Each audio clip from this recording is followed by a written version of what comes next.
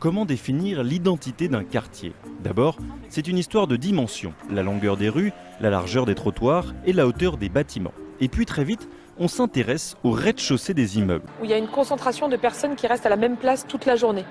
Il y a des violences à l'encontre des femmes. On pourrait élargir les trottoirs pour qu'il y ait plus de place et qu'il n'y ait pas de cohue dans ces endroits-là.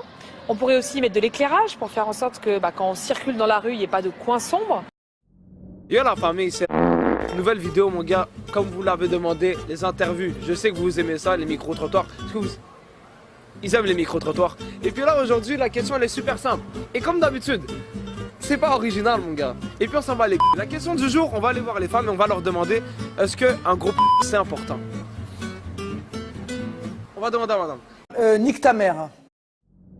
Je ne supporte plus de vivre autrement que dans un endroit où les gens sont mélangés. Donc j'habite à Paris dans le 10e arrondissement, je ne pourrais pas habiter dans le 6e ou dans le 7e, je ne peux pas survivre quand il n'y a que des blonds aux yeux bleus, c'est au-delà de mes forces. Et ils sont là. Dans le sud du 10e arrondissement, peut-être le quartier qui se métamorphose le plus vite à Paris, une épicerie portugaise a ouvert en mai dernier, un quasi-événement.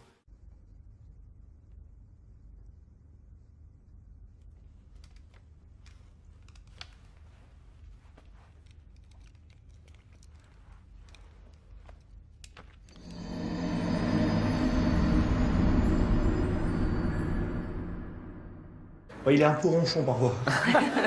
Voilà, il est là, c'est lui. C'est quoi? Il est méga beau gosse. Super jeune, tant qu'il boit des bières et qu'il est cool. Mais enfin! Et puis qui sont, c'est quoi, c'est soumis? Ouais, c'est ça. Soumis à nous. Ouais, grave. C'est un insoumis, lui. Il va falloir qu'il se plie aux règles. Eh bien, pensons-y.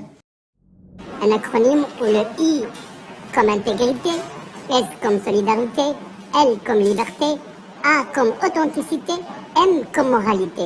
Nous sommes un parti qui est de juste milieu, qui n'est pas de droite, qui n'est pas de gauche. Ça, c'est sur le papier. Mais le leader aimerait aussi adapter la charia, la loi coranique fondamentale, pour la Belgique. Il préconise de séparer hommes et femmes dans les bus et souhaite aussi la polygamie.